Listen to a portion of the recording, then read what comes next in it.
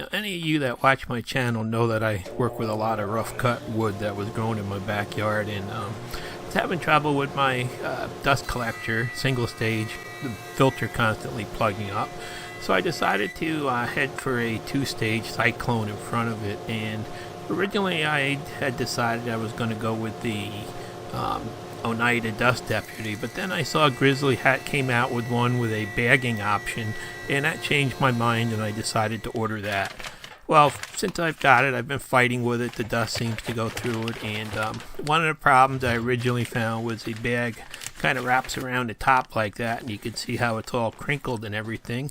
And then you put the lid on, and it's flimsy and doesn't pull down tight or anything. So that was seemed to be causing some turbulence that was going on in there. And I was able to stop most of the larger dust from going through by just wrapping that area with shrink wrap to seal it up some, and did better on the large dust. But then I tried my thickness sander last week, and basically the filter plugged up in no time again. That fine dust just went right through this collector, and I've been getting pretty mad at it. And today I had to empty it, and when I looked in there, you take the bag out, you could see there's a big bunch of dust collecting down there. And I figured the only way that dust can get in there under the bag is through that pipe that is the pulled vacuum to hold the bag in place. So then I decided to go back and just rip that vacuum hose off there. And I had never really looked at how it was made when I put it together, but now when I look through this thing, you can see that tube there doesn't just go in the outside of the Cyclone. It actually goes right through the Cyclone path into the center there. And if you kind of look at it, you can see there's some turbulence going on in there from the sawdust, from the fine dust and chip. So I figured this might have something to do with it, and I decided to take it apart and look inside. Now, I had sent an email off to Oneida to see if they thought there was anything I could do by putting a dust deputy on it and stuff, and they really didn't want to get involved, I think. So they just said, yeah, dust deputy super should work, the 5-inch one, and that was it. So I decided to just pull this thing apart and take a quick look inside, because I had never thought that they would put a tube like that through the Cyclone flow.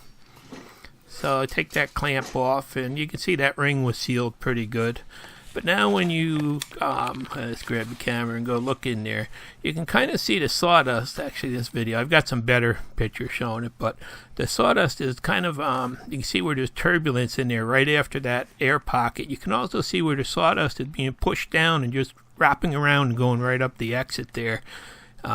So it looks like that's probably, I'm guessing, I don't know for sure, but I'm guessing that that's causing the problem with the fine sawdust going through there. It must be turbulence building up in there.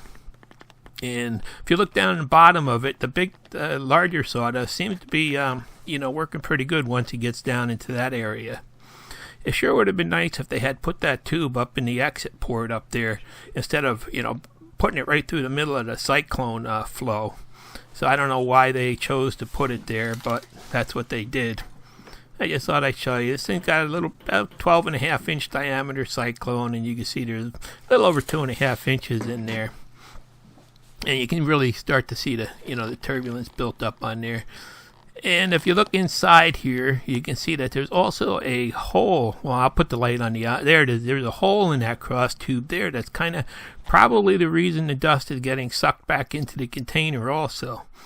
So I just thought I'd do an update on this and just let you can see there's where the dust was going right over and up in the output. So I just thought I'd do an update on this and just let you know that I'm really unhappy with the unit, and I would not buy it again. Now, I don't know what your results would be with a different dust collector setup and the type of dust you're dealing with, but I just wanted to let everybody know my feelings about the unit. Thanks for watching. Please subscribe.